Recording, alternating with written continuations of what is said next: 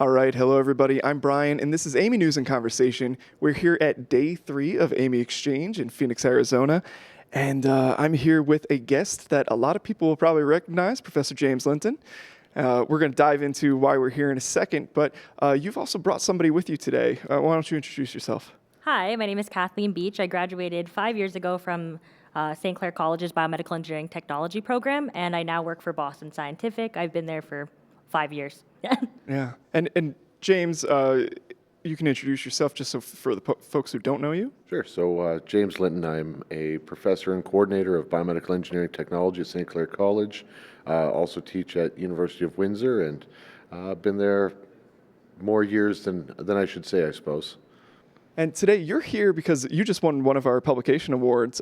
It's the Bright Ideas article series, and yours was Hire Our Students. Tell me about that. What's that about? I mean, it's simple messaging. It's hire our students. It's to the point that, I'm trying to bring this next generation forward and teach them and train them, give them the confidence and get them out there, because at the end of the day, I want to see them take that next leap, be the one sitting in this room a year, 2 years from now. Like having Kathleen here is fantastic because it shows that we're doing something right. Yeah. And I mean, it all comes full circle. When I went across that stage yesterday, I got the award, and right above me was my quote, and everyone else had these real thought-provoking, beautiful quotes about life and living and laughing. And then there's mine, hire our students. And I mean, at the end of the day, that's what this is all about, right? There's this huge shortage out there that we all see, and if you don't see it, you will see it. And we take in 60 students a year. After 3 years, we usually graduate about 30 students, and they're hungry for work, and they're willing to move. They want to get out there. So that's sort of where I've been coming to AAMI and seeing this need, and we thought, you know what can we do to get there? And not just that, but this Bright Ideas series came because at the end of the day, I looked at what was happening in the U.S. and at all these schools, and I talked to some schools where they had, there was another educator I talked to the other day. Right now, they have one student in their program. That's it. Yeah. And I said, if I had one student, I wouldn't have a job. And I enjoy getting a paycheck. So I need to do something proactive. And so there's been a lot of different little things we've done to make sure that we can take that intake of 60, because if we only intake one, if that student is a dud, okay, I'm sorry to say it, but it does happen. Or let's say they got into it thinking, I'm going to cure cancer. And you're like, well, actually, biomed is equipment. By having 60, if a third drop out, good. I wish you the best in your career. This is not for you. This does take a special type of person. And so we want to keep our numbers up. We want to make sure that we're not one of those sad stories of, oh, it was a great thing and it closed. So we do a lot of things to make sure that we can have all these students, and we want to make sure that there's jobs for them. Yeah. And we were talking about that talent shortage, which is, it's affecting the U.S. We see basically HTM jobs, positions not being filled for months at a time, just because they can't find the young talent to bring in to fill those beginner roles. Kathleen, you're a success story coming out of the college.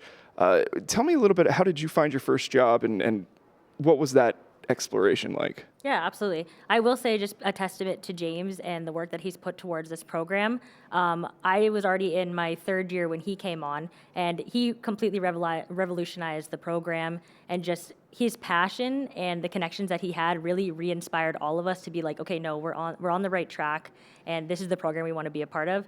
Because in the beginning, they were in the early infancy stages, and it was kind of discouraging, if I'm being honest. To be a student, you hear people who maybe haven't been hired, or there's just a little bit of people who weren't as passionate. And then James and Jim came on, and they just cared about us so much, so it just made us want to be better. It made us want to be in the field. After I had graduated, I kind of already knew I wanted to travel, and I really wanted to get in there and see what FSC kind of work was. It took about 7 months for me to get my job. Because of Jim and James, they provided me with some really great references. I ended up doing an internship at London Health Sciences. I was very, very fortunate that I was there when they were installing their first electrophysiology lab. I ended up meeting a field service engineer from Biosense Webster. He just really liked me. We were just chatting. He took my resume, and then he was just so kind and just sent my resume to so many hospitals, so many organizations. And then I got a call from Boston Scientific one day, and they're like, hey, we have a job that we think you would be really good for, and you had a recommendation. I almost cried. I thought it was just like crazy. And then I ended up getting my job out of school, and I've worked there for 5 years. You're a field service engineer for Boston Scientific in Canada, correct? Yes. You said you're the only one? Yes, so I cover the entire country right now for our capital equipment line. We are now hoping to expand because thankfully within Canada we have the revenue now, and we've just been growing so rapidly that now I have the opportunity to kind of source for talent in places like AAMI. It was overwhelming because in the States they have like 50 field service engineers. Canada is the exact same size as America, and we had just me running around the entire country. Yeah. You like to travel, but not that much. Yeah.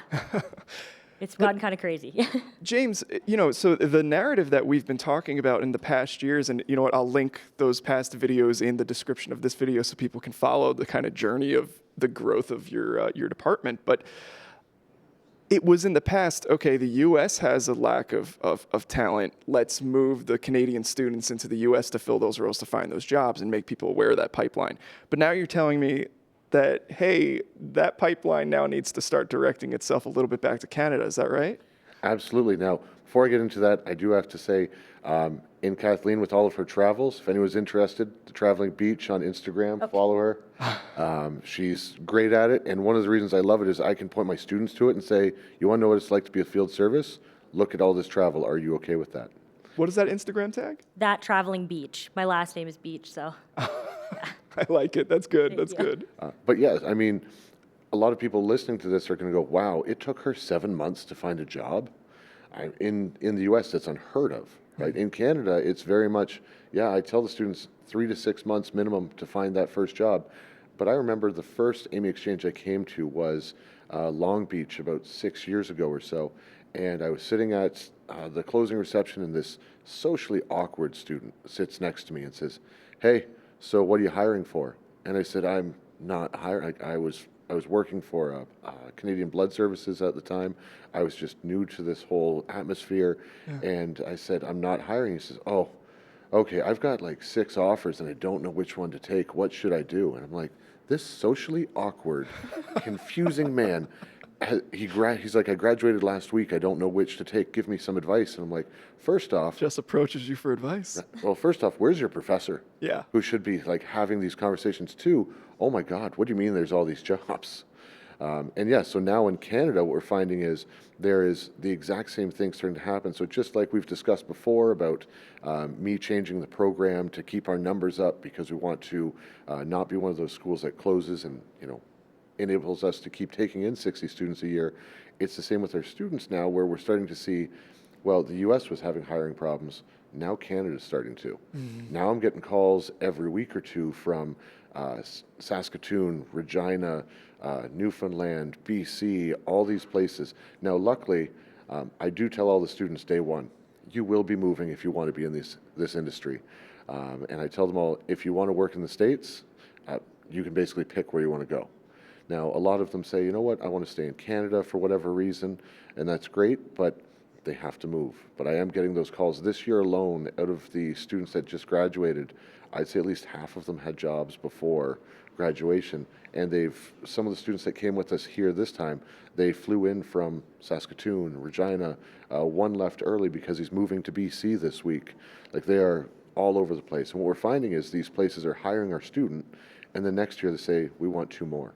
Yeah. And so we added up in Saskatoon, or Saskatchewan's a fairly low population province, and we've got 8 or 9 students there because they see the quality we put out and they're like, we need more of this.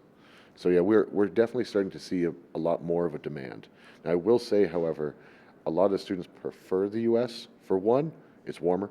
Let's call it what it is. It might not be 114 like it is today. Right here in Arizona. Right. Oh, but at the same time, let's facts are facts. The dollar. I mean, in biomed in Canada, let's say you're making $65,000, $70,000 off the hop.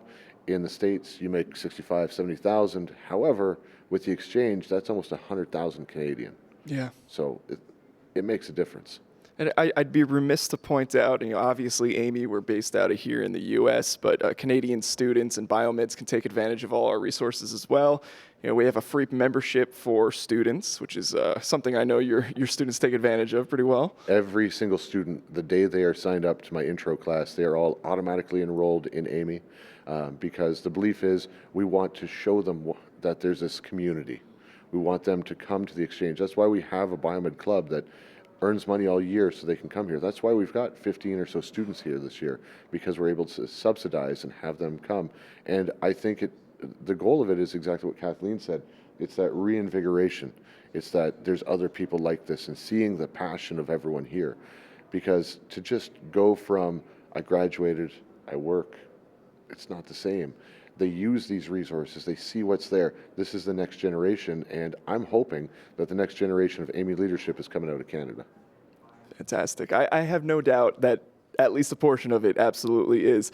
For those who want to read James's full article about, the bright idea that was the growth of this program in Canada, we'll be having also the link in the description.